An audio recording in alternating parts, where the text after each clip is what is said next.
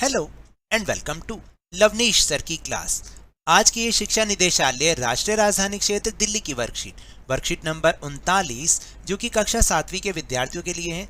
यह ली गई है विज्ञान विषय से और आज इसमें हम जिस विषय पर चर्चा करने वाले हैं वह है गति और समय। तो चलिए बिना समय गवाए शुरुआत करते हैं मेरे साथ और समझने की कोशिश करते हैं। तो देखिए, कुछ वस्तुएं अपना स्थान नहीं बदलती, ये स्थिर होती हैं। आपने अपने आसपास बहुत सारी वस्तुएं ऐसी भी देखी होंगी जो अपने स्थान पर ही रहती हैं, अपना स्थान बदलती नहीं है, यानी कि वो स्थिर रहती हैं। जैसे कि पेड़, आपकी किताब है ना, पुस्तक, और टीवी, मोबाइल, ये सब क्या है, ये अपनी जगह पर रहते हैं। अगर हम इन्हें हिलाएं तो ही ये हिलते हैं। जबकि कुछ वस्तुएं अपना स्थान बदलती हैं, जैसे कि बस, कार आदि। यानी जब आप इनको चलाओगे तो ये एक जगह से दूसरी जगह पर चली जाती हैं, अपना स्थान बदल लेती हैं, है ना। इनकी इसी अवस्था को हम गति कहते हैं। याद रखना, क्या कहते हैं? गति कहते हैं। अब देखो, ये जो गति होती है ये धीरे या तेज होती है, यानी कुछ वस्तुएं धीरे चलती हैं और कुछ वस्तुएं तेज चलती हैं। ये तो हमें पता ही है और हमने देखा भी है कि आप अगर देखोगे कि कुछ वस्तुएं ऐसी होंगी जो बहुत धीरे धीरे चलेंगी, लेकिन कुछ वस्तुएं ऐसी होंगी जो कि तेज चलती हैं। जैसे यहाँ पर एक चित्र दे रखा है, आप इस चित्र को देखिएगा, फिर दिए गए चित्र में तुलना करके बताइए कि कौन सी वस्तु तेज चलती है। भाई ये तो बहुत ही आसान है, आप तो बहुत आसानी से बता दोगे। अब बताओ, कार तेज चलती है या साइकिल तेज चलती है? कौन सी वस्तु तेज चलती है? तो आप क्या लिखेंगे यहाँ पर? कार। ठीक है। फिर स्कूटर चलता है तेज या कार तेज चलती है? बताओ सोच के। तो इसमें भी आप क्या लिखोगे? कार ही तेज चलेगी भाई, है ना। भाई कार या साइकिल में भी कार चलती है और स्कूटर और कार में भी कार ही तेज चलती है। तो चलो आगे इसको एक और गतिविधि या कुछ चित्रों के माध्यम से इसे और अच्छे तरह से हम समझते हैं।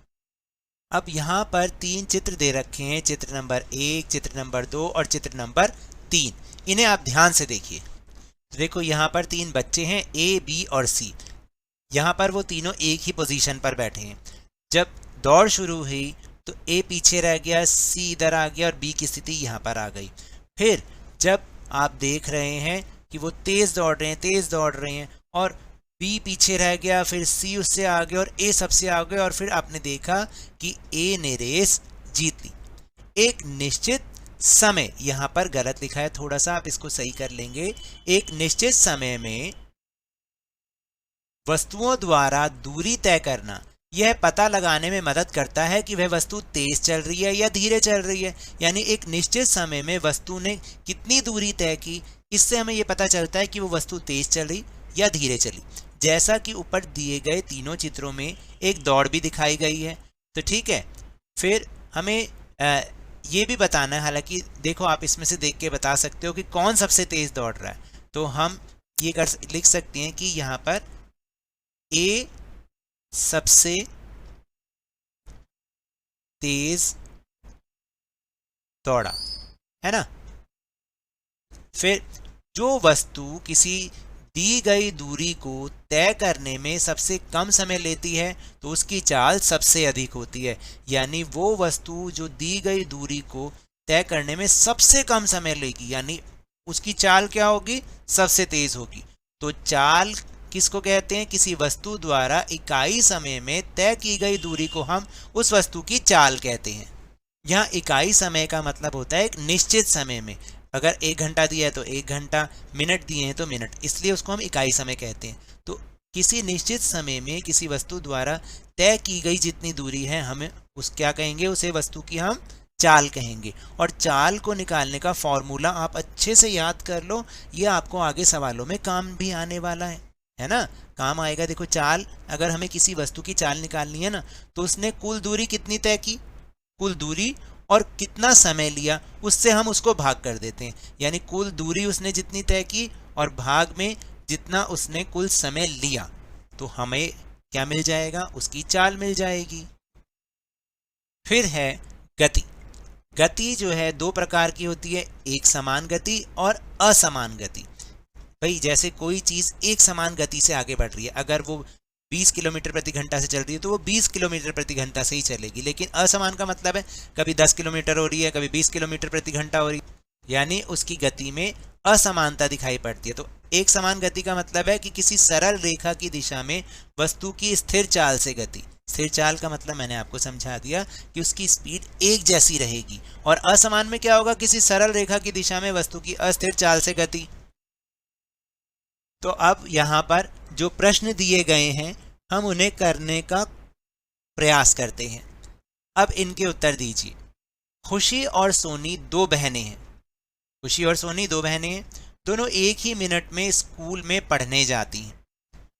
दोनों एक ही स्कूल में, सॉरी मिनट मैंने बोल दिया, दोनों एक ही स्कूल में पढ़ने जाती हैं। खुशी 12 मिनट में स्कूल पहुंचती है जबकि सोनी 15 मिनट में पहुंचती है।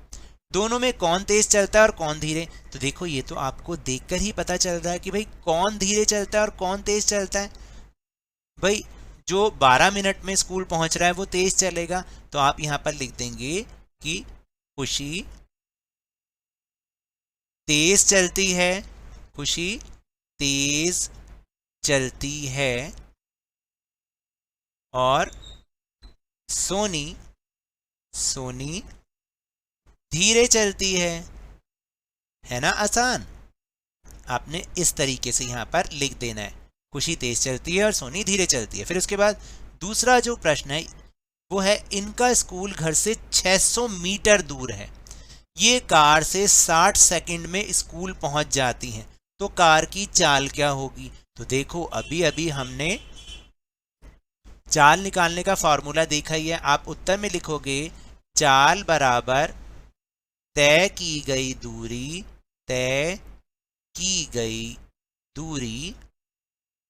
बटा लिया गया समय।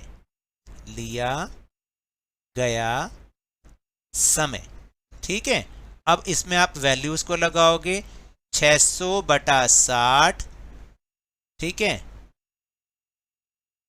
1 0 से 1 0 और बचा 60 बटा 6। 60 बटा 6 का मतलब हो गया 6 कम 6, 6 धाई 60। तो आपका उत्तर क्या आ गया?